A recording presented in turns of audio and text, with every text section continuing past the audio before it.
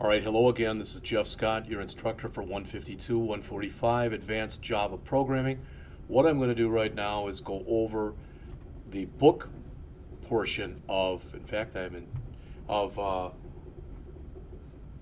Chapter 10, or it's Chapter 9, but remember that the copy of the book that I have, looking on here, and I'm wondering why it's different. Let me check something, okay? But I'm sure I've got the right copy up. Nope, that's what it is. There is not a CourseSmart copy of the book. And that's why when I look at it on CourseSmart, that's why it's different. All right? So I am going to go over inheritance, which was Chapter 10 in the old book, but it's Chapter 9 in this book. Virtually the stuff that's in here should be the same, except it'll be 10 something instead of 9 something as it is in our book. All right, we've talked about inheritance already. Inheritance allows a new class to extend an existing class. The new class inherits the members of the class that it extends. One thing about that, I mentioned this before, what that means is the child can do anything the parent can do, plus anything that you allow over and above the parent to do for the child. All right, also I should mention to you that I don't know if they're testing the heating in here or what, but there's a lot of background noise. When I did the first demo, I forgot to put the foam down that John was nice enough to give me, but I've got it on here now, so hopefully that'll make it a little better. Remember that inheritance is an is-a relationship, again, or is-a or is-an. So in Bumblebee, is-a insect, a grasshopper, is-a insect type of an idea. We've talked about the fact that the parent is referred to as the superclass or the parent class, and the child is known as the subclass or the child class. The parent class is also sometimes known as the base class, where the child class is also sometimes known as the derived class. And if you look in here, Gaddis says, just for consistency, that he'll use the same one, so he'll use superclass and subclass. Again, this is some UML that says a graded activity class has a private variable called score of type double. It has 3 public methods: set score, which returns nothing and you have to pass it a double; get score, which returns a double but has nothing passed in; and get grade, which returns a char and has nothing passed in. Now that should make sense. So if I set somebody's score to be an 87, and then I get it, here it'll be an 87, and if I get that, it'll be a B. That type of an idea. So, this is a very simple class that's on the bottom of this page and it takes up most of the next page. Here they're figuring out what the letter grade is based on what the number grade was. And then they're printing all of it out. So now when we get in and we start talking about inheritance here, now we've got a final exam, and the final exam, notice here, extends our graded activity that we just created. So the final exam will have everything directly available that's public in the previous example. Well, what's public? All of this stuff right here, all of that stuff. And the only way it'll be able to access this private thing is through these public methods. I mean, that is, in a nutshell, that is inheritance. All right, so remember, it's the keyword extends. So child class extends parent class, or subclass extends superclass. So final exam has these 3 variables available to it. Those 3 variables that are available to it, those 3 right there, are not known inside of graded activity. They're only known inside of final exam. We've got our own constructor in here, and if we look back, was there a constructor for the first class that we created? So was there a constructor for graded activity?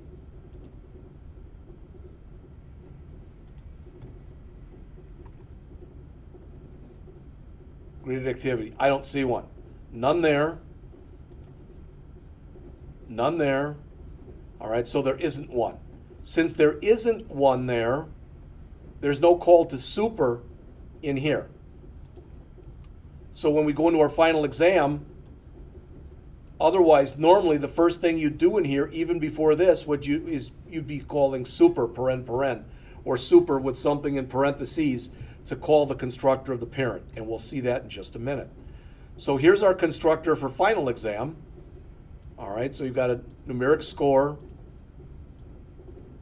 number of questions, and number missed. And then if you look in here, we're calling things like set score. That's calling it from the parent.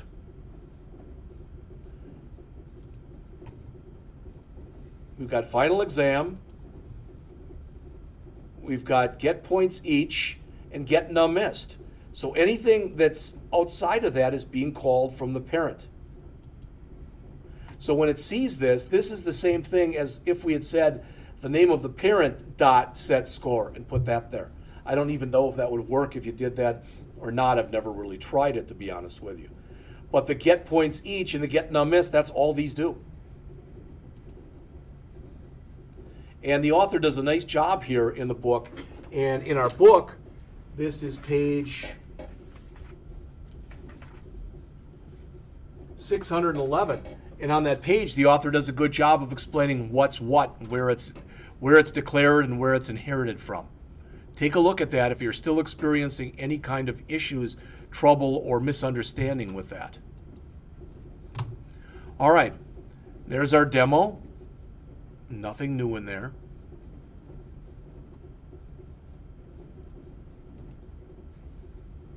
So they give an example here. They start talking about superclasses.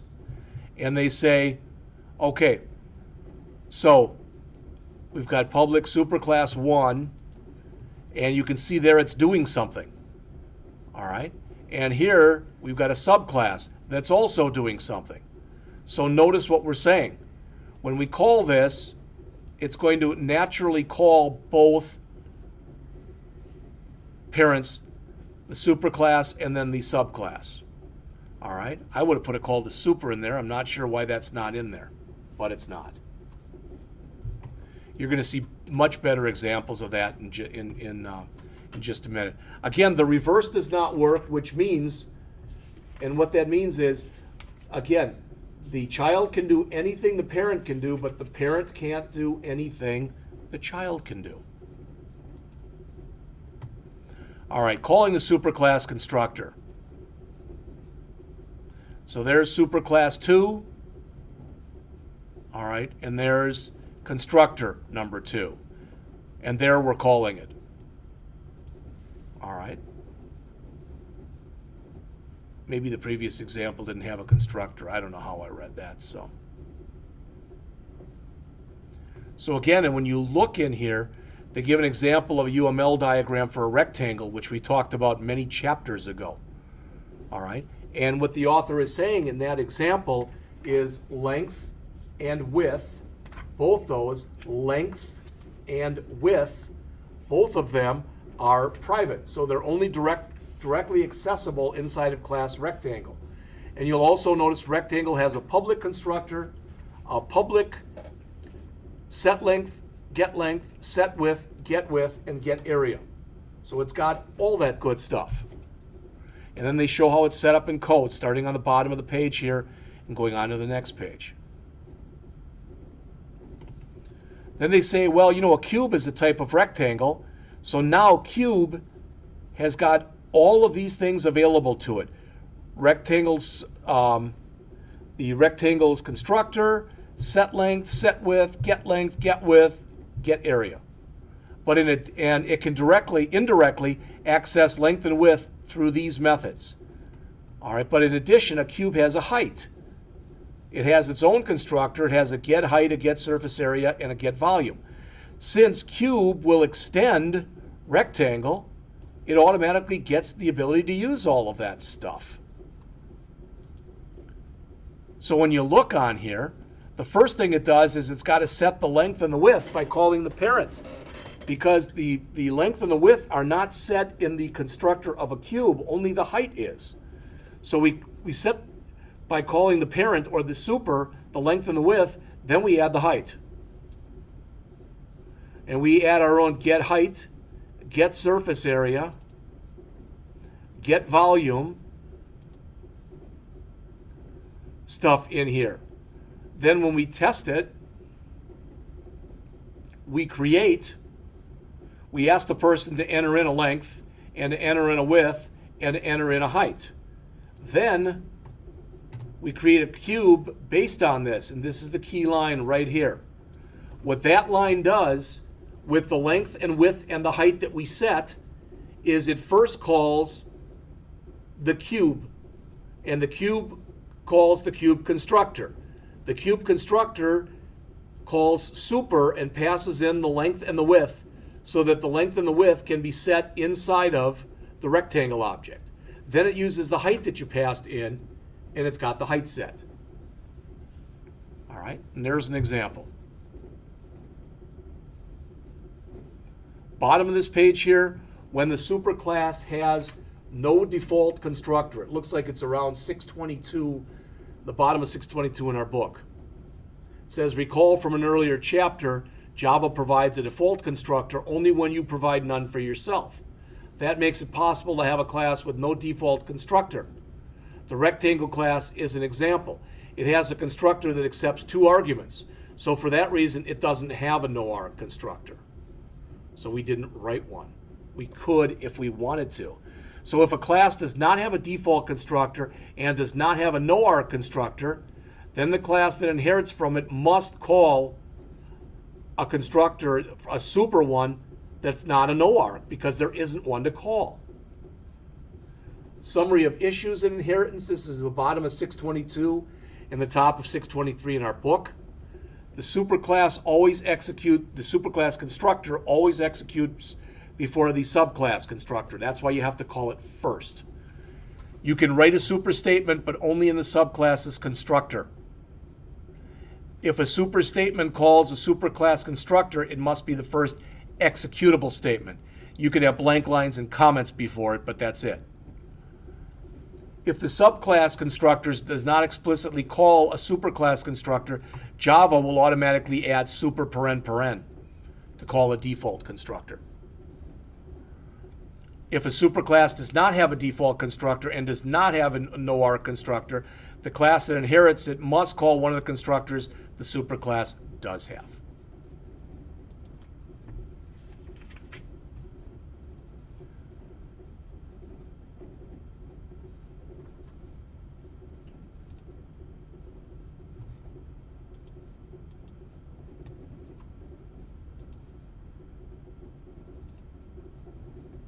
All right, overriding the superclass methods. I went over a big thing, method overriding in the example that I put down here before, where I compared and contrasted this and this and this, which was overloading, and this, which was overriding. All right? I think we've gone through that in quite a bit of detail. The example that they give in here is they say that we can set our own score. So the set score here takes precedence over the set score here if the object you're working with is a curved activity object. All right, if I still want to call the parents, remember, then I have to say super dot. I don't know if this is the example that has that or not. Curved exam dot set score.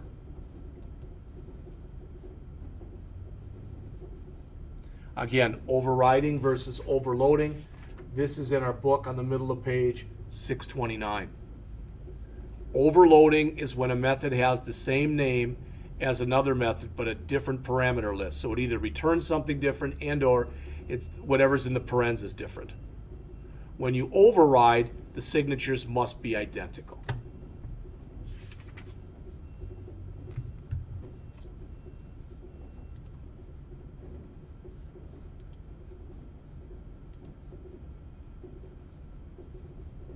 All right.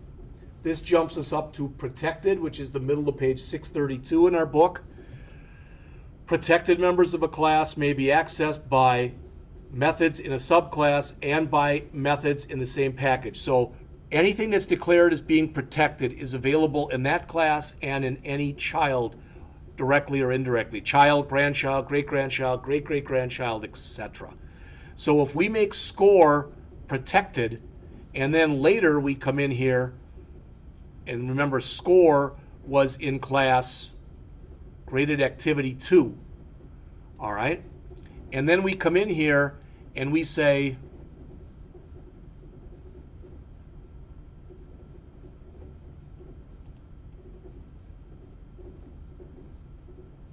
final exam 2, which extends graded activity 2. Now graded activity 2, final exam 2, can change the score. And it's a permanent change. And that's what the author is saying in here. Now, I might have made it a little harder to understand, and if I did, my apologies.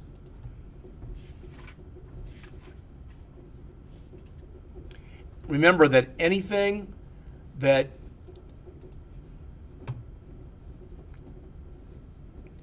you don't say public or private or protected automatically becomes package access, which means that anything in the Java package that you declare, all right, it's all that is available. Any variable that you declare with package access or any method is available anywhere in the entire package. This is the same thing, again, it's in our book on the middle of page 638. Talking about accessibility. So again, the default means it's package, which means it's available anywhere in that package. Public, anywhere in that package or any other one. Protected, any class and any of its subclasses. Private, available, all right, not available to any subclasses and not available outside of the package. From the outside, if I declare something with package access, so I don't give it any public, private, or protected, you can't use it outside of the package. Public, you still can. Protected, possibly, depending on how the extends goes. Everything else is a no. And take a look at that if you get some time, because it's important that you start having an understanding of what's going on in there. All right. Next, they talk about chains of inheritance. Not sure exactly where that is in our book, but a superclass can inherit from another class. So in other words, what we're saying right there is class C inherits from class B, which inherits from class A. So class C is a grandchild of class A.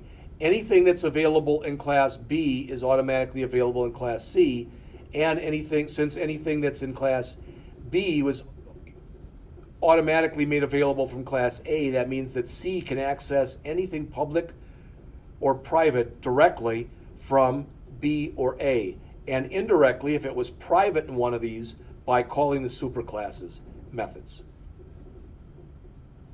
public methods.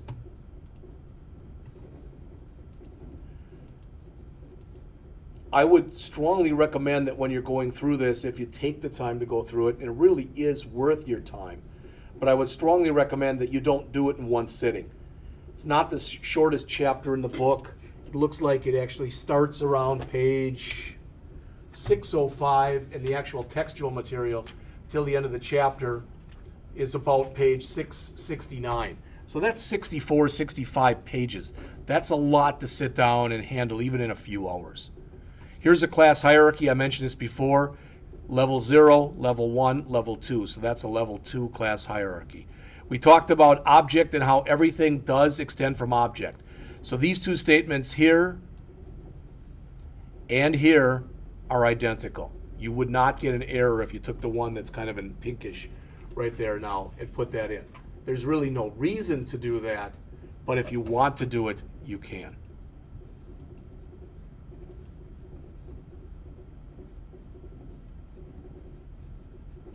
All right, I think I'm going to jump over the beginning of the polymorphism section here.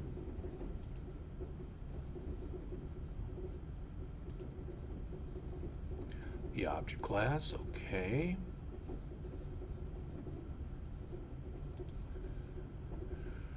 Polymorphism, again, Greek term stands for many forms. A superclass reference variable can reference objects of its subclass. All right, this is a very confusing section. You can do things using polymorphism that almost sound contradictory to some of the stuff that I told you earlier. If you use polymorphism in the way that I explained it in the example right here, and that's for now at least, that's how you use it, you believe me, you're best off. While I'm doing this, I'm going to do a save as, go out to the P drive, go out to CIS, 152, 145, in class, that was 825. I'm going to make this, I'll put all this stuff under 827. And we'll call this Chapter 09 dash and overriding dash overloading dash polymorphism examples dot text. So they're now in there. Okay. All right. I'm just going to jump up to the section that's on abstract classes.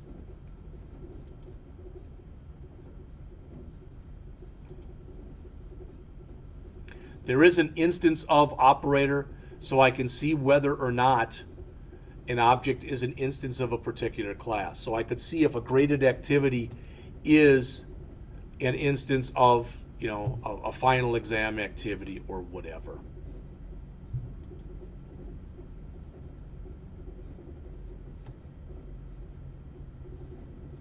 Oh, I think they started on the abstract stuff.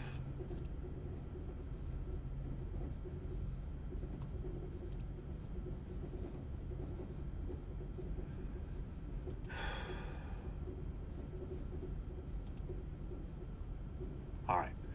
So this is in your book on page 651. Again, an abstract class cannot be instantiated or newed. Can't have the word new in front of it. All right, but other classes can extend it. An abstract body method, rather, has no body and must be overridden in a subclass. We've already talked about this. So here's an example, an abstract class, student. So the student class is an abstract class that holds general information about all students. So all students have a name, they all have an ID number, and they all have a year that they were admitted. All right? So I come in here,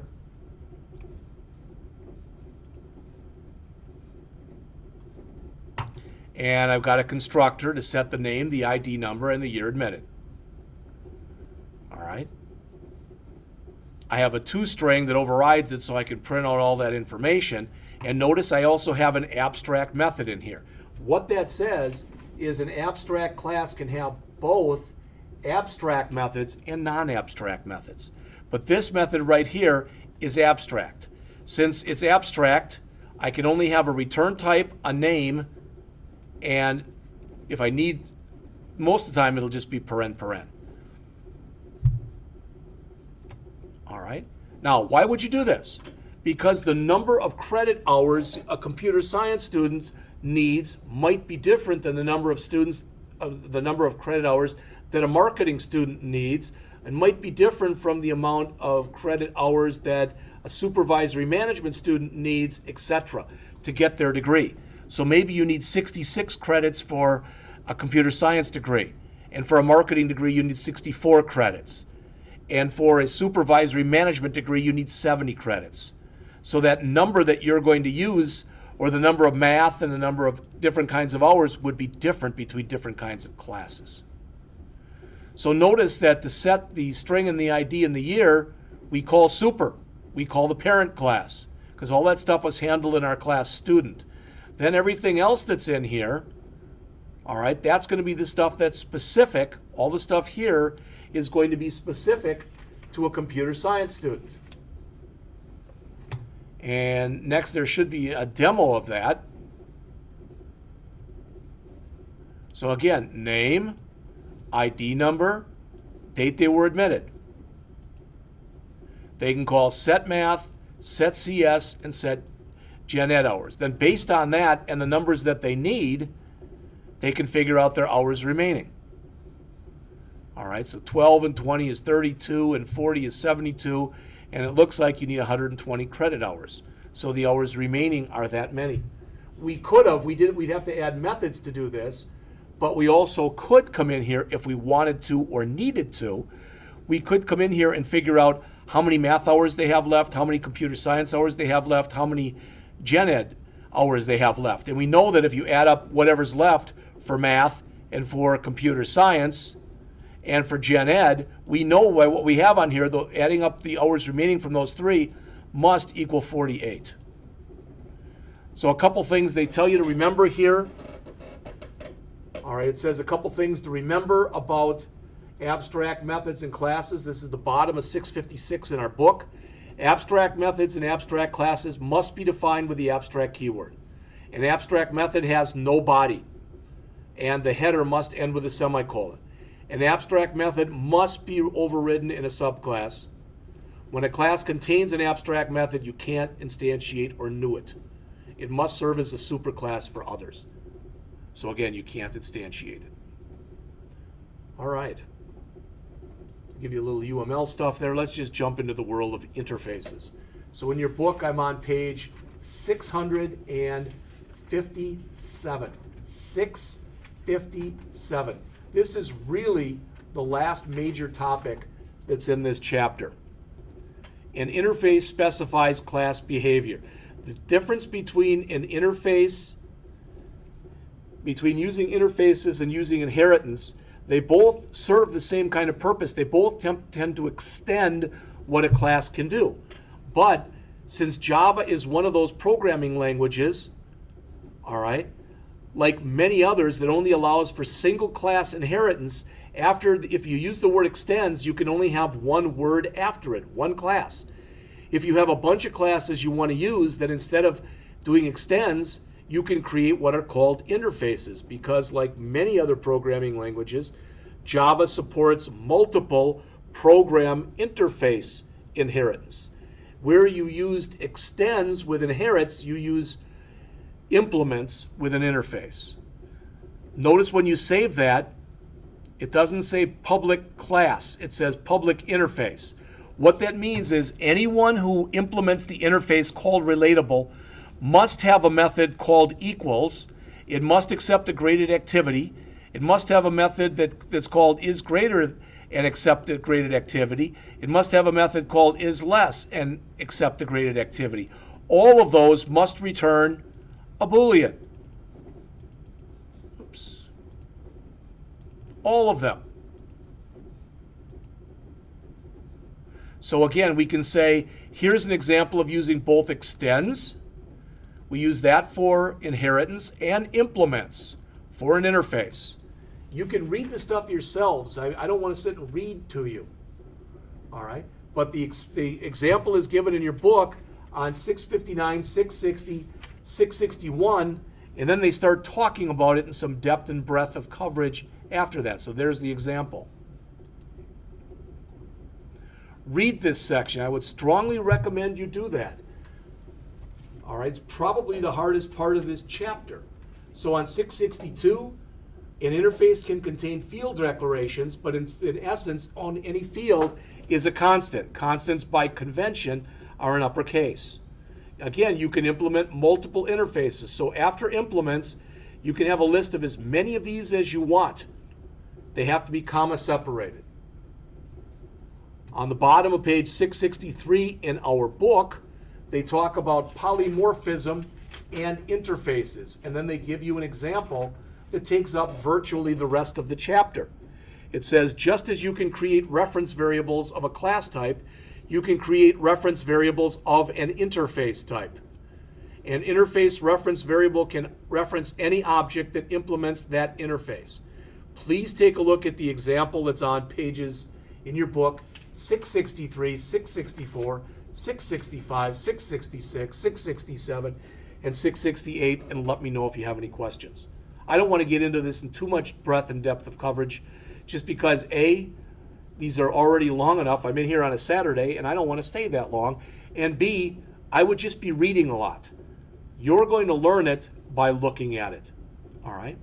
Also, please remember, because I have not done a very good job of this, throughout both semesters, and that is these common errors to avoid, they're pretty good.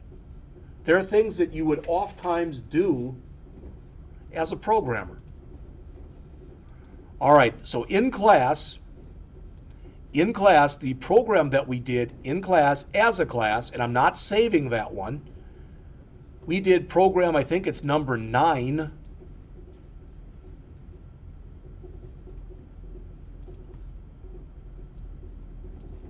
Let's try that again. And that was the bank account and savings class. So if you look at the,